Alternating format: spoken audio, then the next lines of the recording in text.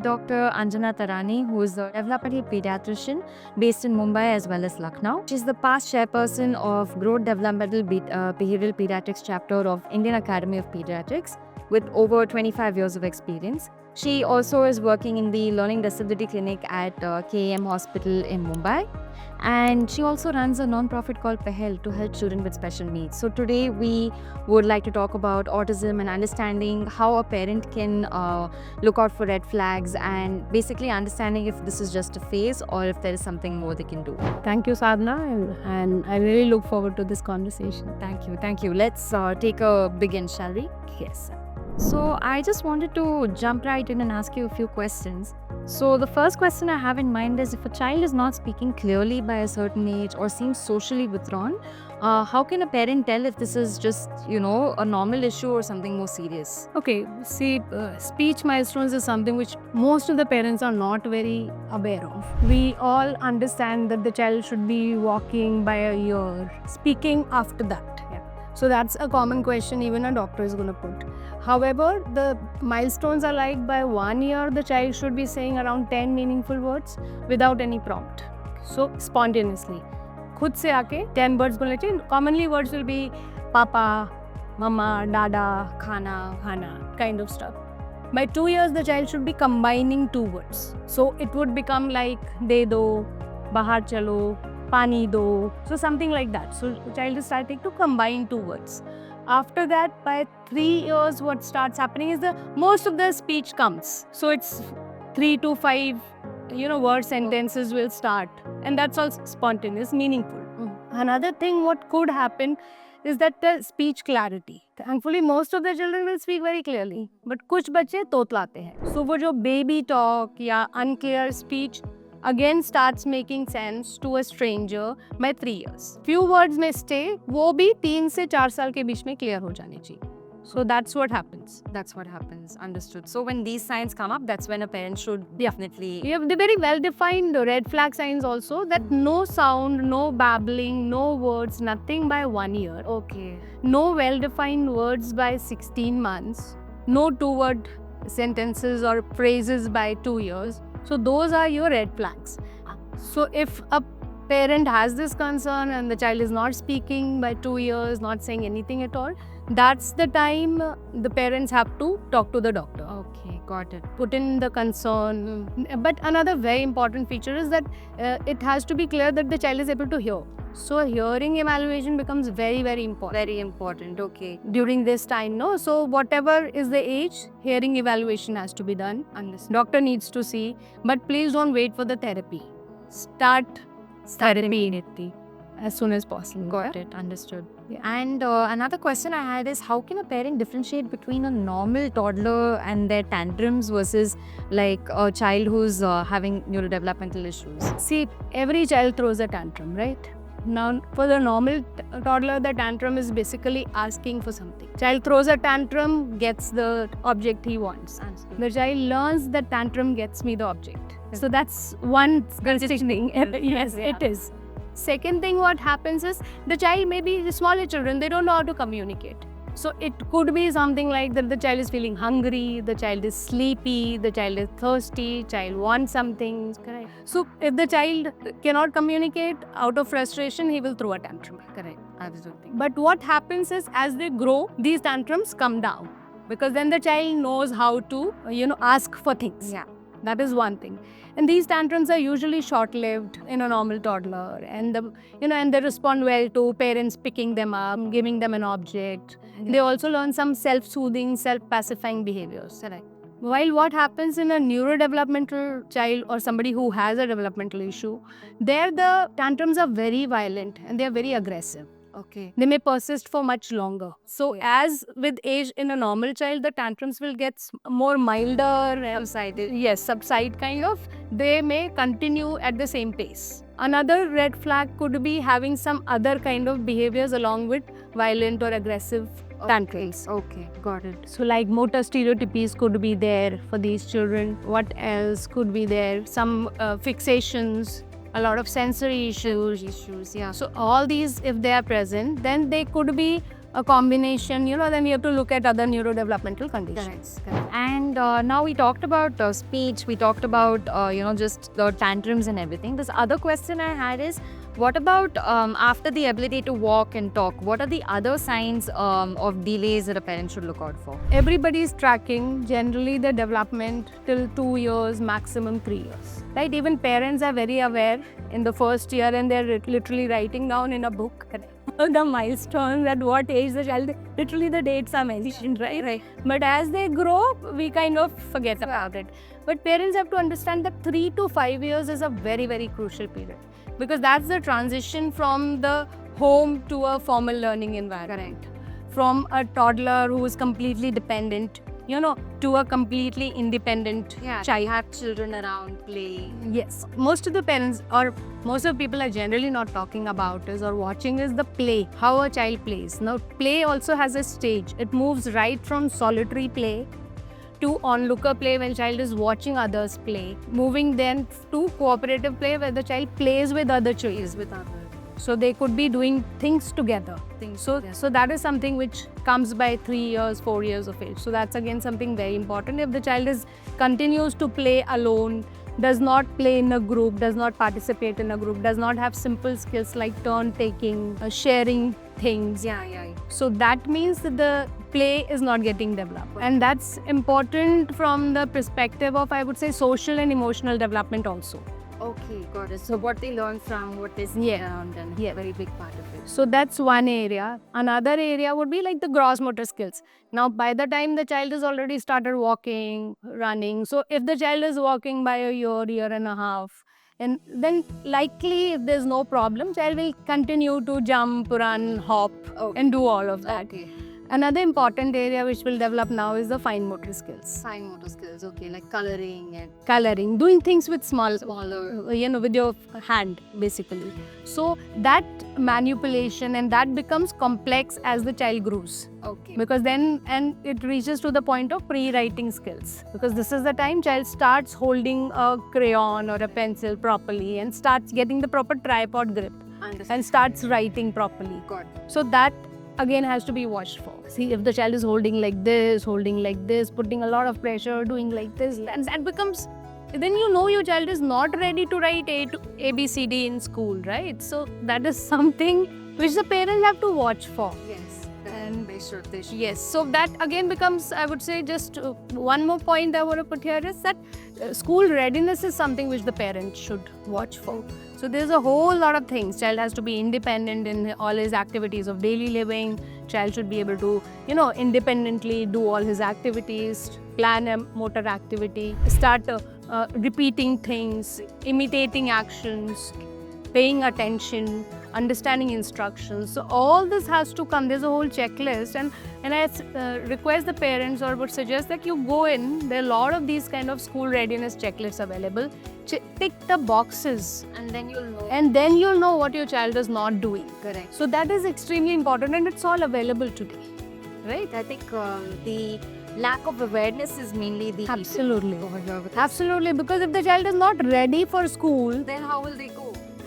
so then they start struggling right in the beginning, and the school becomes a bad experience to start with. It's not a joyful, happy space for the child. Absolutely.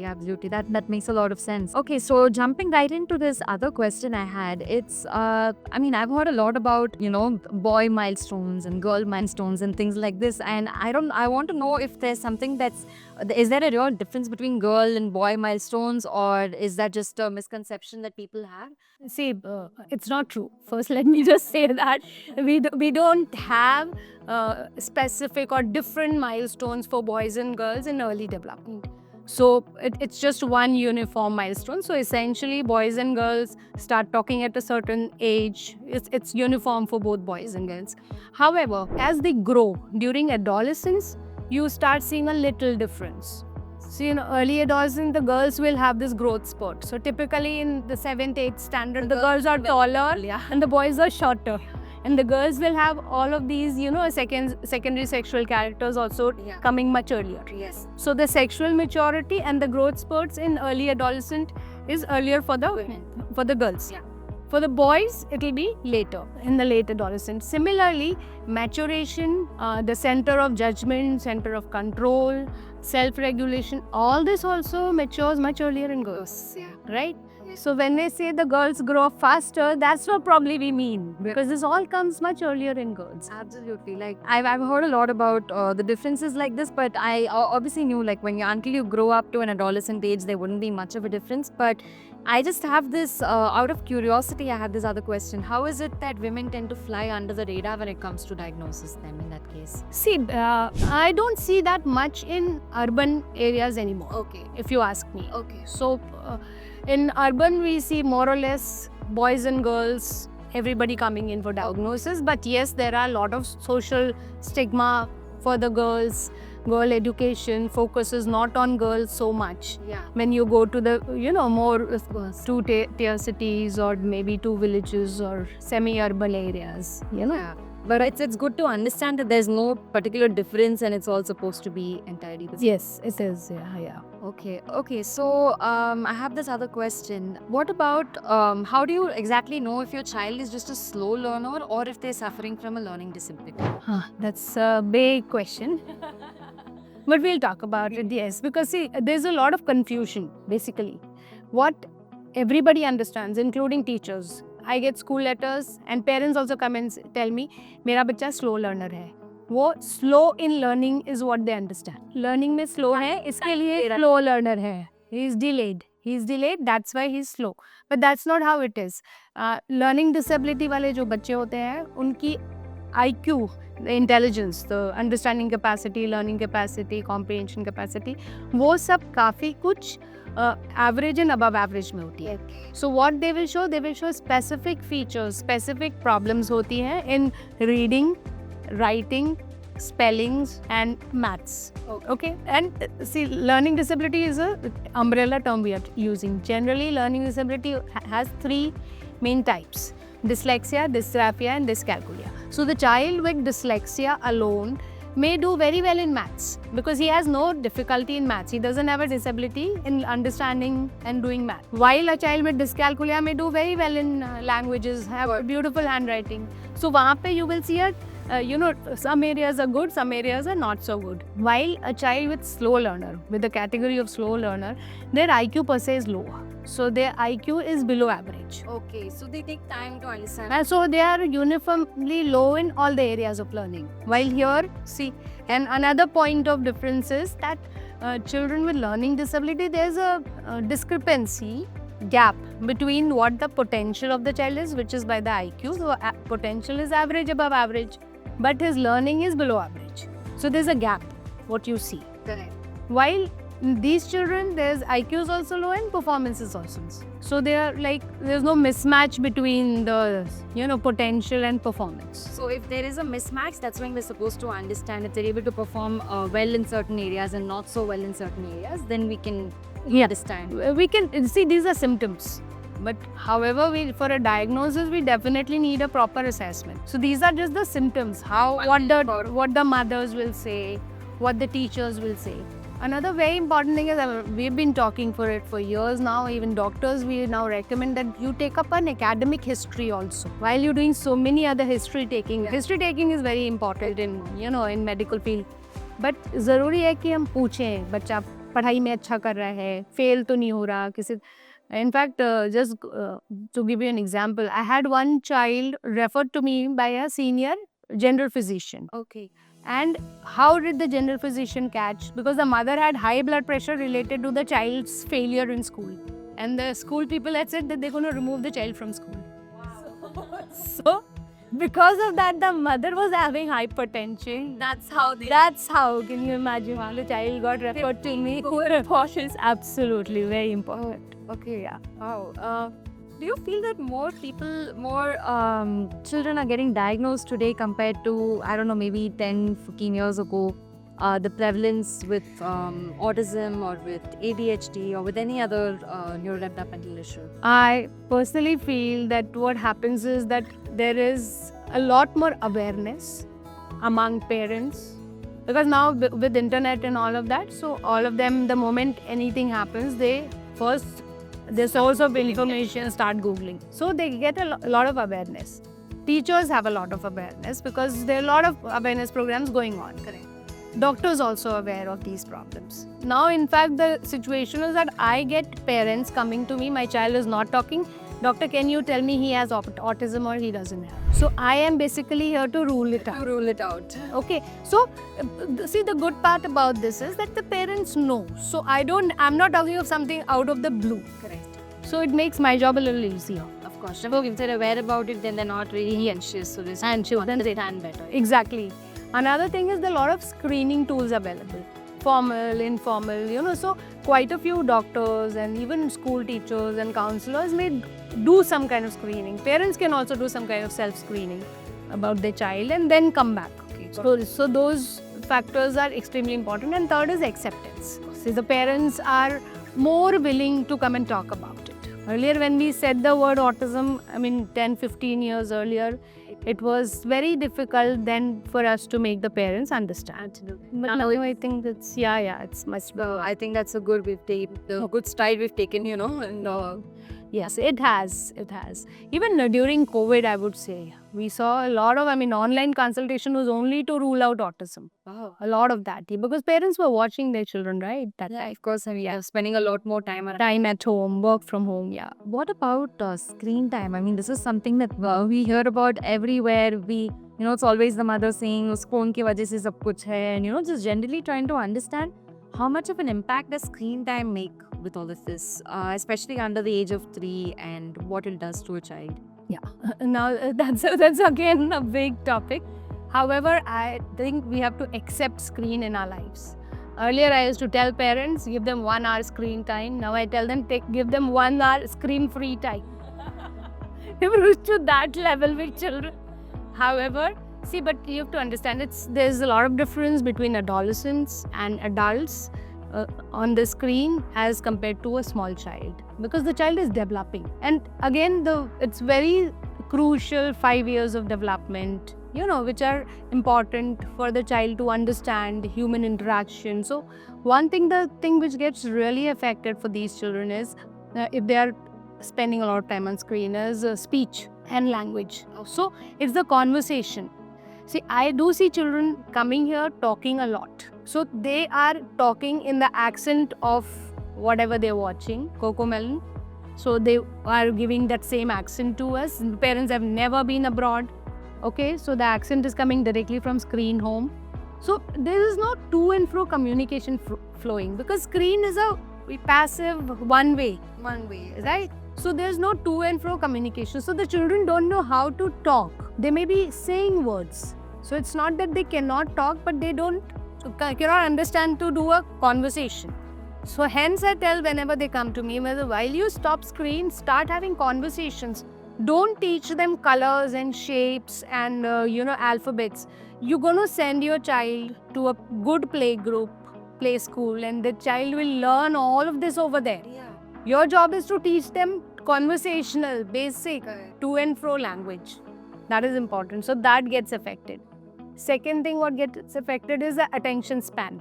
Now, what is happening to the child is, and that goes on for bigger children also, what is happening, the child is used to so much of overstimulation. Something's running, there are a lot of pop-ups, there are a lot of colors, there's a lot of sound. All that is happening on screen. Then you give the child coloring. Then you give the child writing. That's very boring for a child after that. Yes, you said it. So then children don't want to do it at all. Correct. That is one thing. And then because of all this overstimulation, they also have shorter attention span. So that gets impacted. And I think very important point is the social emotional connect. Your play time, your story time, your conversation time is all taken away by the screen. Screen is literally in some of the households like another family members. They come in, put it on, and they shut it after this, when they're going off to sleep. Is the channel which keeps changing. Correct. Right? So I don't think that is the right way to do it. Even if you have screen, it should be one screen in the entire house. Yeah. Only one big screen where everybody watches for some time, as in when, age appropriate content. But smaller children, less than 2 years, I would say no screen at all. Yeah, I mean, the impact that it has, like now that you're saying it, the impact that it has would actually be huge. Yes. Sleep disorders, again, that's another problem. Yeah, sleep also gets impacted for these children. So, the quality of sleep and all of that. That School, yeah, I have a problem. they sleep in these classes. Oh, it does happen. So we see that complaints like that in school. Yeah. And we talked earlier about sensory issues. Can you tell me a little more about it? Like, what exactly does it mean for a child to have sensory issues? How can it be different from one child to another? Okay. And now sensory issues are like, as the children start growing, they have a lot of sensations around, right? So they're watching a lot of things, colors and movement. Then they are hearing a lot of sounds. They're touching things. They're moving around. So tactile, kinesthetic, all of these things are happening around them. Food also, a lot of oral textures and taste and all of that. So a child starts gradually processing these stimulus and come up with responses, right? And this is a process which goes on till say 3-4 years of age. So that's the time good sensory processing is happening. But for some children, they become hypersensitive. So I'll give you an example. A child is very hypersensitive to a balloon's bursting sound. So what the child will start doing is avoidance behavior. He starts crying the moment he goes in a birthday party because he's associating that sound. And this is, of course, very different from a person who doesn't have these issues but just doesn't like the sound. Yes. That's going to be a very big... Yes. So the moment it starts becoming dysfunctional, that's when we have to step in and do something about it, right? Again, for the food, I mean, a fussy eater, if the food is not introduced at the right stage, variety of food items are not introduced, then as the child grows up, then he has very limited palate. Correct. And he doesn't accept more things. And that's typically a fussy child or a picky eater. Yeah. And so that's the time. So all that is important, that kind of exposure, that kind of desensitization, giving them proper sensations right from the beginning becomes very important. Understood. Okay. And if the child has got lower sensation, he seeks. He wants to touch everything. He wants to, so it's, if you have more sensation, you avoid. If you have less sensation, you seek. Or you can have a mixed pattern also. Wow, that's very interesting. Yes, but if it is dysfunctional, if they persist for long, then it could be associated with autism. It could be part of ADHD style, or there is a specific condition called a sensory processing disorder. Okay. So it could be any of those. Could be any of those. So yes, I got it. Okay, so since we are in India and over here, as much as we have, especially in the urban areas, nuclear families, we also have so many joint families. And of course, we have children everywhere. So how exactly is it different with a child with neurodevelopmental issues? What exactly should the parenting techniques, should they differ with a nuclear family and a joint family? See, in India, we see a mix of, we do see a lot of nuclear families, but we also see a lot of joint families or extended families. Correct. Like the, grandparents or uncle aunts, they are staying in the same neighborhood and they going to each other's house often. Or with working parents, the grandparents do become a part of parenting, right? Because the child comes to their house while both the parents are out. It's definitely better than a daycare center, right? Yeah. So those kind of things are there. But what exactly I see happening out there is, one, it could be denial, because the elders may not be aware and they may just not want to accept it. So I have a lot of parents, the mothers coming that I don't want to tell my extended family. So that could be one thing. Second thing is there's a lot of generalization कि everybody in our family speaks late. तो सब बच्चे हमारे घर में 5 साल के बाद ही बात करते हैं. Now 5 साल is a big thing because I recommend speech therapy immediately. If there's a gap of more than 6 months in your milestones, you have to start early, right? And then so the delay could be in coming for help. Delay could be in starting the therapy. But that is a couple of things. However, there are pluses also of a joint family. Now, plus what happens in a joint family is that one, the child is learning a lot. So the social emotional development is very good. Correct. The child has a very good emotional quotient. So the EQ is generally higher if the child has seen different coping styles, different conversations, different role modeling behaviors. So child learns a lot in that. And if the family is supportive, the mother can actually spare a lot of time for doing, home-based activities. Understood. So that could be there, or there could be somebody else in the house who takes up the job of, doing some kind of, structured activity with the child. So it's like, I would say, a combination. Okay. And if it's just the, I would say, nuclear family, sometimes the parents are very overwhelmed.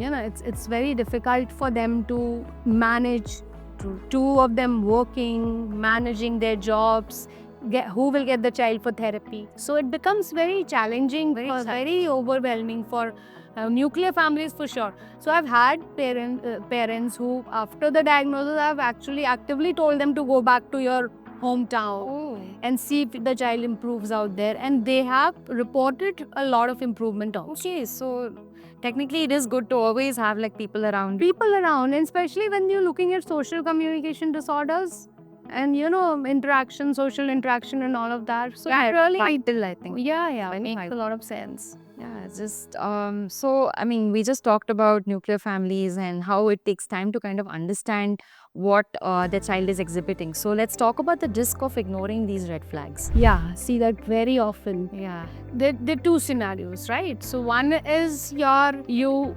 suspect, you feel kuch to garbad hai, kuch, something is going amiss, and I need to look at the milestones, maybe meet the doctor. And so having said that, if the child has undergone evaluation, या किसी को तो doctor ने बोला कि यहाँ पे delay है and we need to start the therapy. So one is, after the diagnosis, the parents don't start. That is one very, very common thing which would happen. Now, so there what goes on, one, maybe the acceptance is not there. Second, a lot of parents tend to minimalize the concern.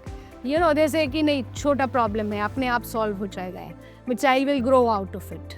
वो पहले सभी बच्चे ऐसे होते हैं. In fact ADHD accept कराना बहुत difficult होता है पेरेंट्स के साथ, बिकॉज सब बोलेंगे ये इसका फादर भी तो ऐसे ही दौड़ता रहता था, तो उसने भी तो कुछ नहीं, अच्छा हो गया, everything is okay. Now they don't understand what are the other things around it.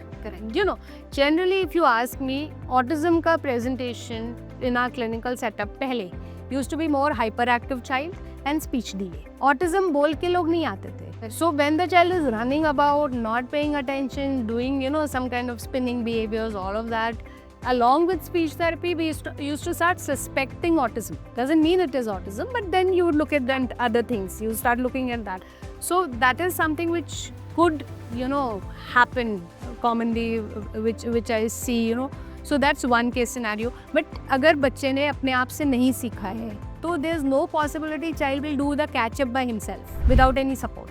तो पहले जो गैप छोटा था, अभी वो गैप बड़ा हो गया है, एंड फिर कैचअप भी डिफिकल्ट होता है, ज़्यादा इंटेंसिव थेरेपी लगती है, and sometimes the gap is so big that you can do anything about it, you can bridge it. Exactly. Another scenario जो मैंने अपनी प्रैक्टिस में बहुत देखा है हमारे क्लिनिक में, बच्चों को स्टार्टिंग में 1-2 बार इवैल्यूएशन हुए, उनकी थेरेपी चालू हुई. So till 4 to 5 years of age थोड़ा सा ऑक्यूपेशनल थेरेपी, स्पीच थेरेपी हुए, and immediate problem seems to be okay. We also discharge the child from the therapy center कि ठीक है, अभी all is well, बोलने लगा है, sensory issues solve हो गए, and the child is okay. And then somehow the parents just disappear, and then they come back after 7-8 years, maybe 10 years, when the child is struggling with academics. So is it the persistent ADHD continued at a subclinical level? So I suggest, and then again it's very difficult to catch up because वो पूरा intervention period miss हो गया हमारे से. So what I personally feel in that, मतलब मेरा advice ये रहेगा कि एक तो आप कुछ भी risk factors लग रहे हैं या कुछ भी delay लग रहा है, तो reach out to a doctor, reach out to the therapy, and once the child has gone to therapy, don't just disappear. Come back, meet somebody, meet a developmental specialist or talk to your pediatricians. Be watchful that the child could have any other follow-up problems. See, development is a continuum. वो एक पूरा लंबा सा एक process है.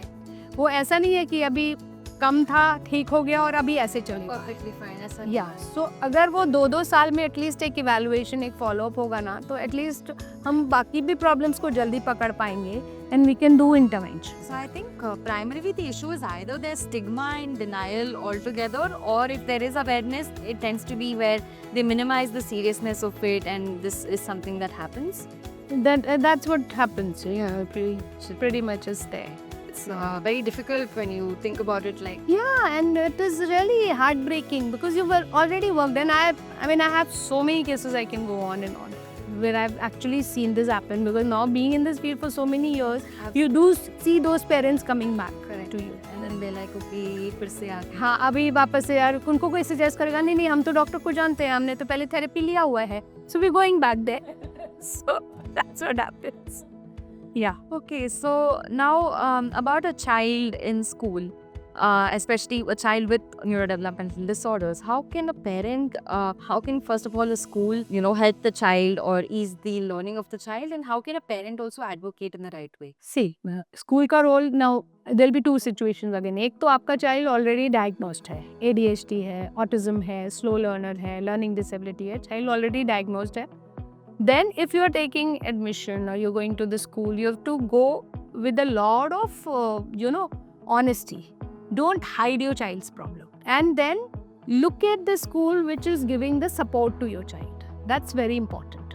So when you are entering a school, you might as well tell them the truth. If you have previous reports, show them the reports, and then, then choose the school based on the support they are providing. That is one situation. Second situation is you feel your child is not learning, or child is not writing. Very small children not writing at all, not learning those skills. So schools, usually it all depends on how supportive the principal, the coordinator, or the teachers. There are a lot of teacher awareness programs are going on continuously. So teachers are pretty much aware of the problem. Some good schools in urban, in metros and other cities would have a good resource room facility, counselor. Some may even have a special educator and a therapist. But those schools are very few which have the entire infrastructure to support a child with special needs. So you'll have schools which will not have everything, but they may have a counselor. Now the role of the counselor is, the teachers, if they are aware, they'll bring the concern to the counselor. The counselor will go and do the classroom observation, watch what is happening, come up with their own, hypothesis कि ये problem हो सकता है. Then there are a lot of screening tools. She can do the screening in the classroom itself. After doing the screening, after doing the observation, counselor is in a good position to communicate with the parents. फिर वो parents को meeting के लिए बुलाएगी. Then the counselor will talk to the parents and tell them कि ये problem बच्चे का हम face कर रहे हैं. It could be a behavioral, academic, developmental, जो भी problem है. उसके बाद then the stage of referral comes. Then she will refer to a developmental pediatrician, अगर city में है तो psychologist or a therapist or whatever. So, and then the therapy starts. Some children who are extremely hyperactive or autistic, then the school may ask for a shadow teacher to someone to be with the child, to help the child go through the entire day. Yes. Right? So a shadow teacher could be there. Then after you've done your assessments and all, you have to share the report with school, and the school will then guide you and give you whatever help they can. But school mein therapy is not enough. Even if you have the resource room and all, because एक therapist or एक special educator, school के इतने बच्चे हैं. I mean, we have to understand that 5 to 10% of the children may have a problem. That's a big number. That's a big number. If a school has 500 kids, I'm talking of a mid-sized school, I'm not talking of schools who have 2,000 kids. 500 में से भी 10% मतलब 50 बच्चे already. So 50 बच्चों को एक teacher कैसे handle कर सकती है? शेड्यूल में हो ही नहीं पाएगा. Plus, they don't have time in school. Children don't like to be pulled out from the classroom. वो कभी करेंगे, रात हमको रहना होता है. प्लस बच्चों को कभी आप पुल आउट करेंगे जब बाकी बच्चे गेम्स पीरियड में बाहर खेलने जा रहे हैं. They completely hated. उनको बिल्कुल नहीं अच्छा लगता रिसोर्स रूम. बट आते हैं माँ से भागेंगे वो नहीं. दे आर हेल्पफुल कि वहाँ पे काउंसलिंग होती है, थोड़ा हेल्प होता है, थोड़ा सा स्टडी स्किल्स पढ़ाते हैं. And some smaller children they can do a decent job also. Counselling होती है, बुलिंग को हैंडल किया जा सकता है. And plus these children sit separately, तो उनको extra time, they can sit within the counselor room and give the exam. So all that support is there. That is for the school. Now when it comes to parents, one, meet the right people. Get your act together, get the diagnosis. Document and keep all the papers properly. Again, one example. I see a lot of children who are grown up also, because we're doing the certifying part, right? So when we are doing that assessment for bigger children certifying the child, I've seen recently 2 cases wherein the child has been diagnosed with autism and the child does not have autism. Can you imagine? Diagnosed. Oh my god. Yes. So, and I'm asking them कि अगर उसको 3 साल पे autism बोला है तो on what basis? Show me the reports. They said नहीं, वो हम therapy के लिए ले जाते थे, वहाँ पे बोला. Now they don't know the name of the therapist. They don't know which kind of therapist. They don't even, they've gone for some time and see, somebody must have suspected. Yeah, but then You know, but diagnosis is a different thing, no? अगर हो रहा है तो document करके if they kept it then it would have been better. Better for me to know कि at least 3 साल पे बच्चे की क्या condition थी. Correct. So that also gives me a lot of insight, no? Because parents cannot. है तो आप कैसे Papers ही नहीं होते हैं कुछ भी. Because they don't take it like, you know, that seriously. So that is one problem which I see. Second is, of course, a lot of support is now provided with children under the, you know, the revised Persons with Disability PWD 2016 Act. So they can be given inclusive education, which is a must, and a lot of accommodation. A lot of other disabilities have come under benchmark disability, जो पहले नहीं थे. काफी support है. support available है. Available है. The parents need to look at it. And then again, advocacy is important, but advocacy should not be the only focus. So there should be a fine balance between advocacy and the support. कि हम therapy भी बच्चे को देते रहें, उसका progress भी you know track करते रहें, और साथ में हम उसकी advocacy भी करते रहें. So it has to be a balance between. Had to be a balance. So just to actually summarize this whole conversation of ours, would you tell me if a parent today finds out that or suspects that their child might be going through something, what would be the next steps that they should ideally take in order to ensure they can help? What I struggle with is your acceptance. So first is usually the denial, फिर anger आता है, why me? Then they will go and look for a lot of other second opinions. तो यहाँ पे bargaining, depression, looking at alternatives, वो सब होगा. But उसमें, you know, sometimes they just get lost in that. अब for example, autism में heavy metal levels is something which was like a myth बोलेंगे या a wrong, you know, concept था some time back. Nobody really believes that anymore. There are a lot of studies completely debunking it, saying कि ये सही नहीं है. Heavy metal का कोई role नहीं है in having autism. I till date see parents coming with big files of heavy metal studies done on the child every 6 months. Can you beat that? That's I'm telling you, even today, you and me get all our studies done. Something is going to be less in you, something is going to be less in me. 100%. But that doesn't make autism. It's not the cause of autism. Why are you chasing the reports? So that is something which I would like to tell parents, please don't go. And a lot of misinformation, because you go Googling. Now, what will you see in Googling? 100 different opinions. 100 of it. And what will be in your search engine, what will be the first, which is the most looked on? What will be the most looked on? The most sensational. Yeah. The most severe case. The most severe case. तो आप जब autism को Google करते हो, you come out with an impression कि ये बहुत बड़ी चीज़ है और मैं, you know, whole life I have to struggle. And then you're in denial. Then the whole thing process. So one, today everybody is a autism expert. So go to the credible thing. I would say go back to your pediatrician if you're not happy with your, you know, you feel your concern is not being addressed. Sometimes the pediatrician may be very busy with this practice and, you know, maybe not very sensitized. Go to another pediatrician. Look for a second opinion. Go and see a developmental pediatrician. All metros, there are quite a few doctors who are trained now in this. Then you can meet maybe an expert, you know, maybe a speech therapist, maybe a occupational therapist, maybe a psychologist. So you need to meet the right kind of people. Correct. And then take the steps, you know, one at a time. You know, that's important rather than listening to multiple things. And then And Instagram and all is not the place for looking at a diagnosis. honestly, right? Absolutely. I mean, if it's coming from a credible source, you don't know. Unless it's coming from And more than so, it is a lot of experience which every professional gets on the table, right? Absolutely. So that's important, no? Absolutely. I mean, this has been, I think, a very informative, a very, truly like, I feel like a few of the misconceptions I had, it was very nice to see there's some clarity on it. The metal thing was something that was so, Yeah, metal, then no, and then another autism is associated with MMR vaccine earlier. So because it's the same time, 15 months is when the MMR vaccine is given, and that's the time the early signs of autism start. So that's the time child start showing the regression. You know, whatever the child knew, yeah, doesn't hear now, yeah. So that's why the correlation and all of that. okay, absolutely. And thank you so much for this Most welcome. invigorating session. It was very nice to talk to you, ma'am. Thank you. I enjoyed it also. Yeah.